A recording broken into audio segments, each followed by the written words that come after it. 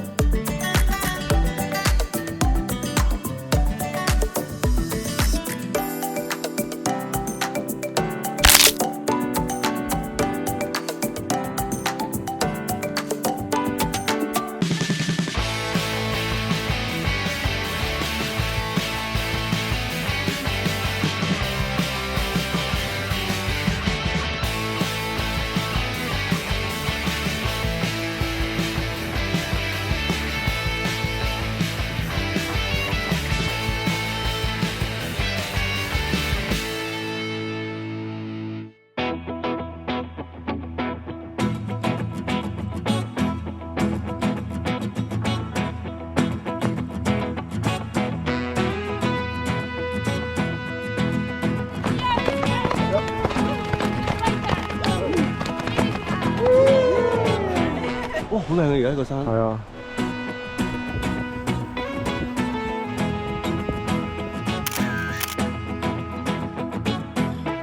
嚟到第6日，即係最後一日啦。我翻嚟啦！今日好難得出發嘅時候呢，係叫做略帶晴天啊！而家都幾乾爽，雖然有啲凍啊，但係我覺得而家係好舒服嘅。同埋你知道呢，粒電呢仲有剩啊，應該點都捱得到去終點嘅。係，仲有就係、雖然我抽筋未完全康復，但係我希望 keep 住我囂張嘅性格，可以去到終點，仲可以將琴日嘅頹風一洗，一展雄風啊！唔可以再俾紅隊長喺度嘲笑我。係啊，咁我而家就喺呢個 last two 嘅 checkpoint 旁邊就執晒嘢，咁啊向住終點邁進啦。我唔會驚你嘅。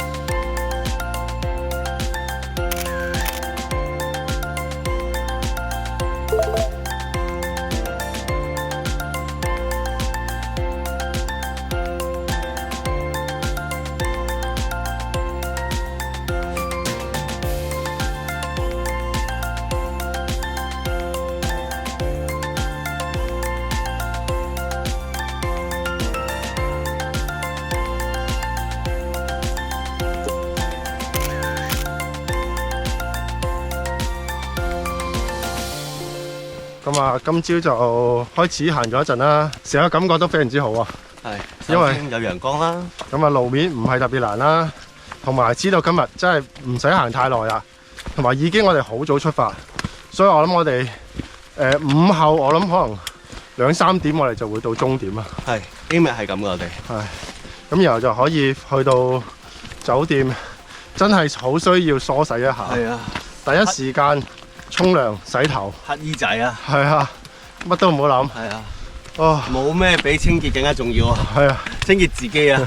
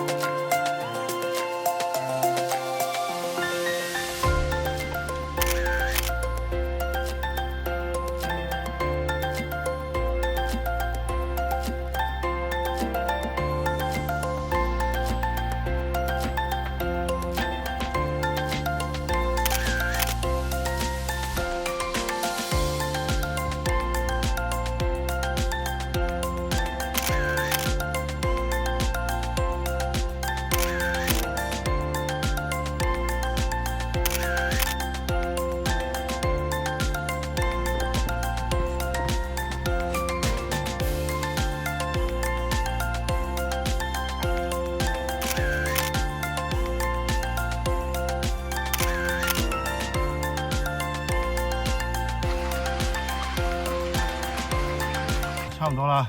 Wonderful trekking 啊！係，好，行得快3個鐘都到，行得慢4、5個鐘都一定到。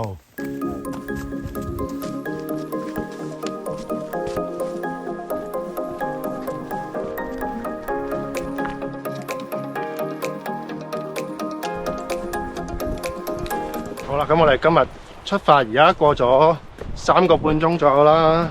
咁啊，而家天氣真係非常之好啊！咁啊，沿途一路行咧都好舒服，同埋咧可以影到好多靚相、靚風景啊！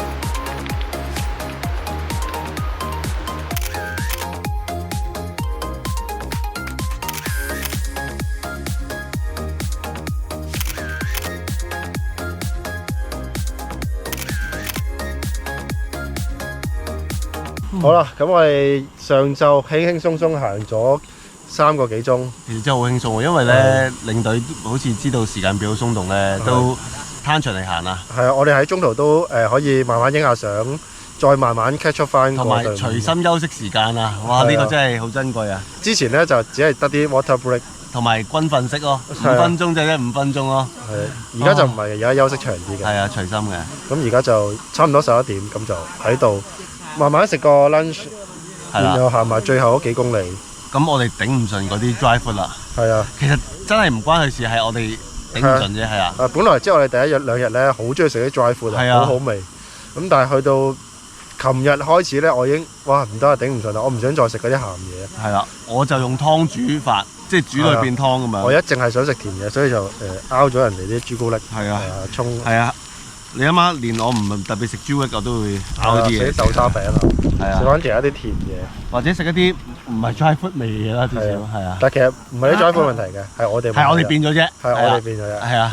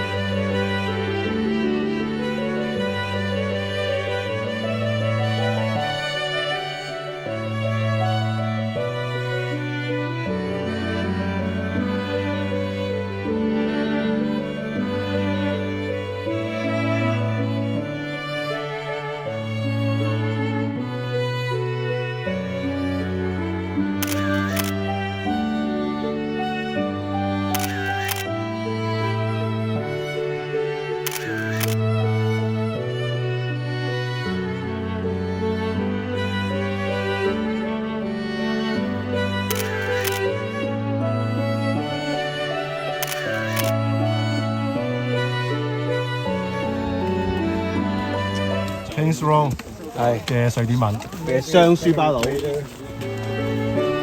我哋團隊裏邊咧有位泰國朋友咧就拗柴啊，就幾嚴重下嘅。係啊，咁佢都用住2支 poker 趌下，但係因為本身佢都要孭住個大背囊啦，咁而家我哋就每人 share 咗佢一件嘅份量啦，咁啊令佢就可以專心行，就唔使孭嘢。作為一 team 人就梗係想同時間過終點啦。幾多人嚟？係啊，幾多人走？係啊。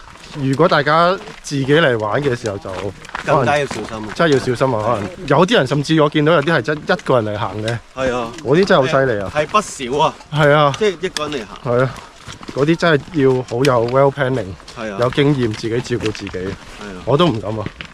好啦，咁我哋又過呢一鐵橋啦。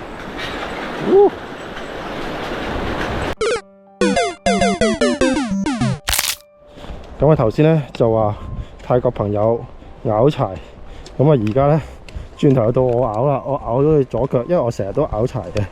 咁啊平時咧我都救得翻嘅，咁但係今次咧因為孭住個太重嘅背囊咧，真係救唔切啦，真係拗傷咗。咁而家還好啦，咁啊攞翻2支鋪去行，咁啊應該都可以順利應付埋餘下6公里嘅路嘅。要拗柴嚟嘅應該而家係3成啦，即係10成都係啊，喐都喐唔到嘅。OK， 係因為踢到啊？唔係踩到個石喎，冇覺喎。因為本身因為拗開咧，去某一個角度係冇乜力，係冇得搞嘅。我係痛啫，唉，唔係太大問題嘅。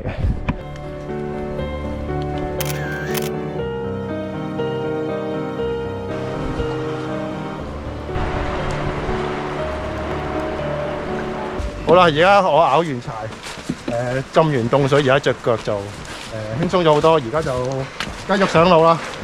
咁啊，喺呢個狀態行過呢條橋都唔係咩問題嘅，放心。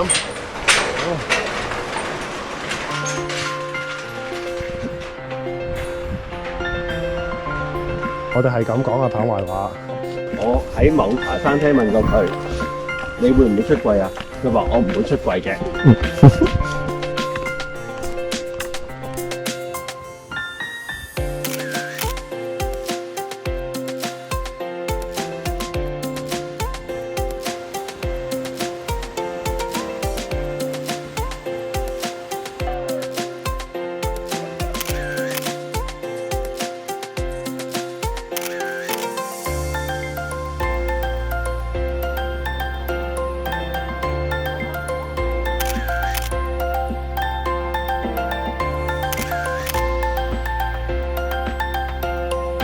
好啦，咁我哋咧嚟到旅程嘅尾段啦。咁啊，食完晏晝，而家雖然大家都叫受咗啲傷啦，但係眼見狀態咧，應該應付埋餘下呢4公里，就應該冇咩問題。咁我哋繼續沿呢個唔知叫河定湖邊啦，咁就行去呢個 Abisko 啊 ，Abisko 嘅地方。咁嗰度就係我哋嘅終點㗎啦。咁啊，希望去到咁就可以咩都好啦，都唔好話慶祝啊，即係自己都滿足啦。首先完成今次旅程啦，係啊，完成今次旅程真係好滿足啊。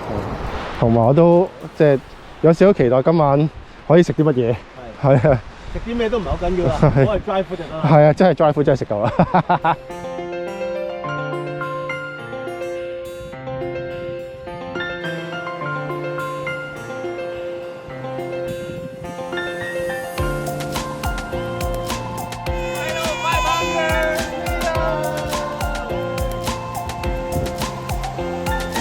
最後500米啊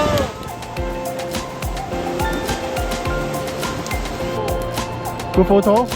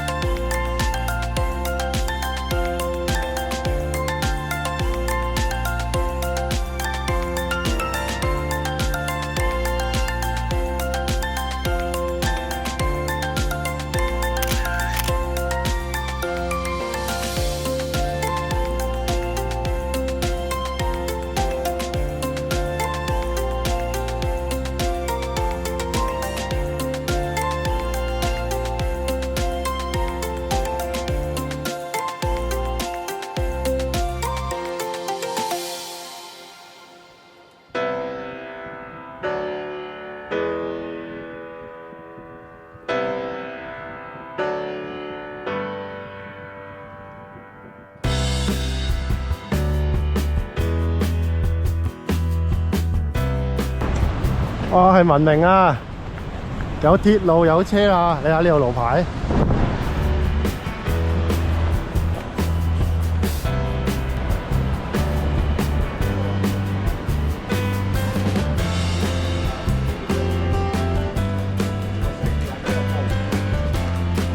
仲有100米啦。係啊。佢有音樂喺呢度。係啊。好好笑啊！哦。啊。好啦，我哋今次旅程嚟到倒數階段啦。你睇下呢個。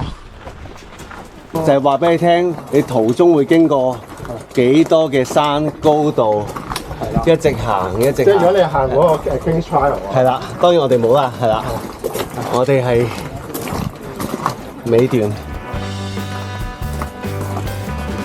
應該終點就喺前邊啦。係啦，見到兩支旗啊！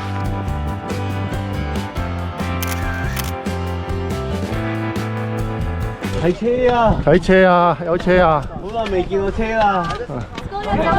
Let's go！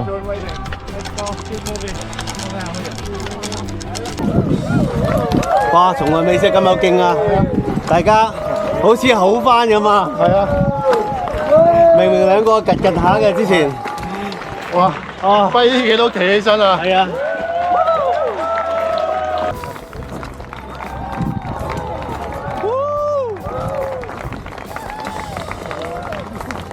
掌聲與歡呼聲啊！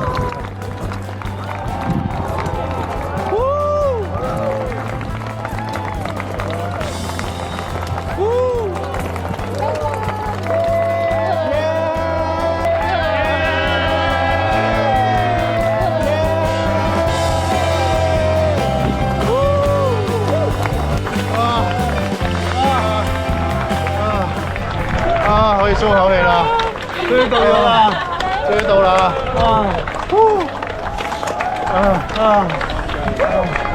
我哋終於完成咗今次6日5夜嘅 Fjällräven 嘅 Classic Sweden 呢次旅程啦。係啊！我俾啲掌聲你。係，我俾啲掌聲你啊！係啊！俾啲掌聲我哋大會領隊啦，同埋各位團友啊！我哋辦理埋自己啲嘢先。係啊！好，咁正説話晏啲先講。好。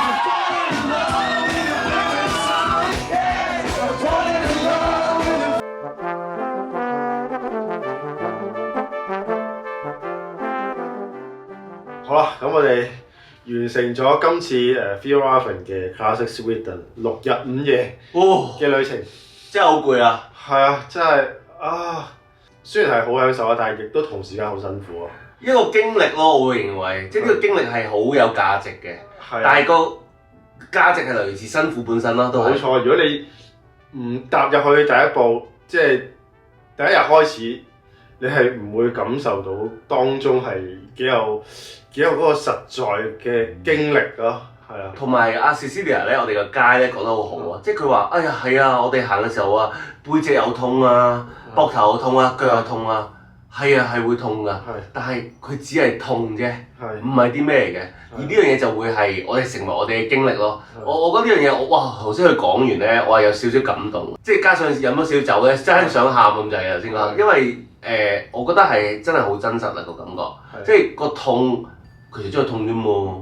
咁但係你係你成長同埋一定承受到嘅嘢咯。係啊，即係我哋一直呢6日啦，其實都承受住好多，即係除咗痛楚啦，我哋都夜晚好凍啦。係啊，過程中我哋俾好多蚊針啦，我第一晚針完爛腳啊，大髀，而家都仲痕緊嘅。咁啊同埋例如冒住雨要行啦，啲嘢即係可能有半身係已經濕晒啦。係啊，咁然後又要即係前路茫茫啊，你都唔知嚟緊嘅天氣會唔會再差啲咧？即係阿佳成日問我哋攞翻啲乾嘅衫嚟着啦，我冇乾嘅衫㗎咯，已經。你係咪得一條褲？係啊，你冇其他褲㗎啦？冇啊！咁最終另外換翻嚟，除咗經歷之外，亦都有好多好靚嘅風景啦。係啊。喺之前嗰幾集我都俾大家睇到㗎啦。其實係，我覺得大家真係要留心睇下大鼻拍嗰啲航拍，因為咧，我哋其實係冇休息時間或者冇拍攝時間，係特登喺食飯啊 break 嘅時間咧，間接10分鐘出嚟咧拍咗佢嘅。即係我想講其實佢真係好癲嘅，即係永遠咧佢都係咧最快食完個飯咧就嘭嘭聲要做呢啲嘢啦。係啊，即係因為其實我哋都個時間好緊迫啊。好 tight 啫，我哋。我哋尤其是頭3日、第4日都係軍訓咁樣。我哋有我哋每半個鐘頭會有一個 water break 咁樣啦，但係 water break 講緊3分鐘。係啊。嗰3分鐘其實夠你，因為我哋個backpack 好重啊，夠你擺低攞個水樽出嚟，伸個懶腰飲啖水，擺翻個水樽去，然後再整翻好個袋，然後咧又繼續有行㗎啦，冇做多其他嘢㗎。係啊。有時候可能1-2個鐘頭會有個長少少嘅 break 嘅，即係可能話大家落去攞水，可能通常就10至15分鐘啦。咁我就會通常就用5分鐘做一啲基本嘢，然後就攞嗰10分鐘飛一飛航拍咯。係啊。咁啊，盡量偷時間拍多啲嘢。除咗休息時間咧，都係其他時間拍嘢嘅，就係大家行嘅時候咯。咁但係咧又唔係全部時間可以行住拍喎，要企喺度拍喎。所以咧好多時候咧我都會去咗隊尾嘅，因為一路拍越拍越後咧，越拍越後。有時咧又想喺前面拍喎，咁又要拍去到最前邊咧。係啊。喺個隊頭度咧又拍翻去後邊。咁其實我都覺得今次我俾大家用嘅體能係消耗好多嘅。係啊。咁但係原來我又估唔到自己嘅體能又真係唔弱㗎喎，應付到喎。我自己個背包又真係重啲嘅，都20嘅。我諗都近乎係最重嗰扎㗎啦。我諗係咪Alex 佢哋啲佢領隊好似22啊，佢哋22，我就20。咁但係一般人都係16、15咁上下啦。開頭我都以為20會唔會太過分啊？過咗第1日、第2日之後會嗰個狀態會越嚟越差。我又唔係喎，我頭2日的確係學得好辛苦嘅。我膊頭同條腰覺得哇唔掂啊！之後咧第3日冇事喎，舒服喎，好翻好多喎。好翻好多喎。係啊。佢係真係重嘅。如果你就咁講，你就咁攞隻手拎起，辛苦嘅。可能頭2日咧唔慣嗰啲 muscle 咧，之後由第3日開始我慣咗啦，我就變咗OK 喎，應付到喎，即係照行都 OK。當然啦，其實係最辛苦可能係第3、第4、第5要比較向上行啦。咁就個負重應付大啲。咁但係波幅大。係啊，落都辛苦嘅。同埋呢一段路線咧，如果你純粹睇地圖睇等高線，你就唔知道佢難度所在嘅。係啊。因為佢嘅難度所在係負重啦、冇補給啦、天氣啦，同埋佢嘅地形都有好大關係。佢真係全天候嘅天氣啊！即係落雨、曬太陽，同步可以一齊做嘅。係啊，即係好快會轉換。係啊。咁當然啦，都so far喺而家瑞典夏天都唔會落雪嘅，係啦，都係唔算好極端啦，但係未必會一定好舒服咯。係啊，我哋都經歷咗好幾個唔舒服嘅 moment。個溫差可以好即時喺2分鐘裏面有變化㗎啦。係啊，我哋有時行到就短袖短衫啦，有時候就可能着晒3-40 layer 都仲係覺得凍嘅，加埋落雨有風嘅時候就會更加凍啲。係啊，整個過程都有快樂有辛苦啦，但係悲喜交集又有啲驚喜。個辛苦都快樂嘅，應該講係啊。即係其實發現都要照顧好自己身體啦。即係尤其我開頭第2日有少少病，又冇好準備。其實我應該帶多啲藥嘅。咁好在我就食咗Raymond 粒藥，咁就第2日叫捱過咗，咁個狀態翻嚟。Raymond 就日積月累啦，去到第5日咯，尾2嗰日就抽筋咯。係啊，頭嗰4日我都算頂得唔錯啊！我覺得自拔都係啊，因為我都明你又唔係真係運動開，係啊，都應付到呢個旅程。我嘅能力係主要係舞台上面運用㗎嘛，即係短暫爆發嘅，短距離，係啊，喺嗰20米或者10米，用盡佢係啊。我自己就有少少輕敵啦，去到最尾嗰日最尾嗰段拗柴，盡量小心啦。不過好在我哋因為我哋成 team 人啊。係啊，即係就算有啲咩事都叫做大家可以互相照應，養成同外國人溝通，即係咧，因為咧佢都中意懶分離啊，講下啲幽默笑話啊咁樣，有時候未必明喎，但係我哋掌握到個竅門就係唔明唔緊要，最緊要好笑。係啦，即係你同嗰啲幾位導遊領隊啦，傾偈咧，佢講好多啲佢哋覺得幽默嘅地方啊。有時我哋未必 get 到，因為我哋始終係東方人咧。只要我哋回應翻個幽默嘅笑話，講翻俾你知咧，大家就明白。係啊，或者我哋哈哈笑啫，一齊陪笑咧，咁大家好容易溝通㗎啦。我哋同領隊相處之道嚟嘅。係啊，由我哋開始接觸呢幾個領隊開始咧，咁開頭有啲陌生嘅，咁又覺得佢哋好似有啲嚴肅嘅，因為我哋預計呢個旅程咧，我哋以為佢哋只係一個。幾抽離嘅響度嚟，係咯，都係以為一個純粹俾提供 information 或者一啲時間性嘅嘢，或者少少安全性嘅嘢，然後我哋就各自為政㗎啦。即係可能我哋香港人就一 group 咁台灣人一 group， 泰國人一 group。點知唔係喎？原來係我哋成個亞太區嘅 media team 就 group 埋一齊，4個領隊猜勻晒，係啦，咁就照顧住我哋。咁我哋變咗就多啲接觸，多啲溝通咯。即係我都估唔到啊，傾咗咁多偈嘅，多咗好多交流嘅機會。係，大家嘅英文水平唔係爭太遠啊，都係比較低啲，反而係容易傾偈啲嘅。我覺得同韓仔係溝通得幾 friendly。係啊，即係我同阿 Jake 係溝通得幾好，同埋佢影啲相都真係幾靚。係啊，我諗見大家都其實好多靚相係出自佢手嘅。係啊，唔該晒，我都夢寐以求嘅 photographer 就已經出現咗啦。如果我以後嘅 YouTube channel 都有佢嚟幫手攝影就如虎添翼啦，賺晒啦！大概咁咯。好咯，咁我哋執嘢。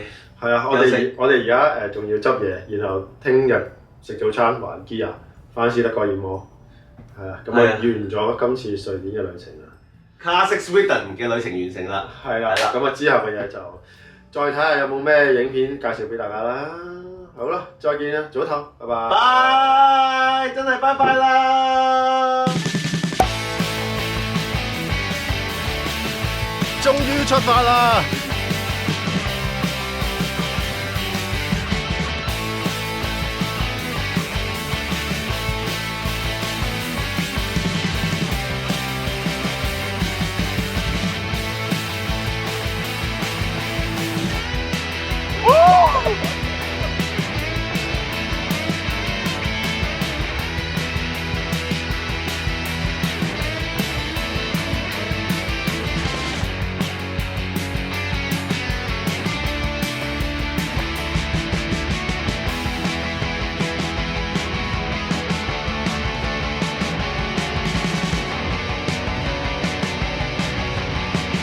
！Good night.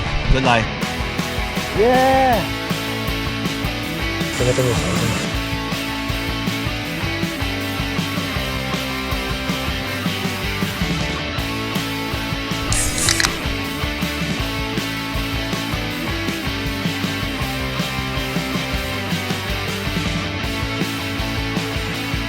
Double rainbow 啊！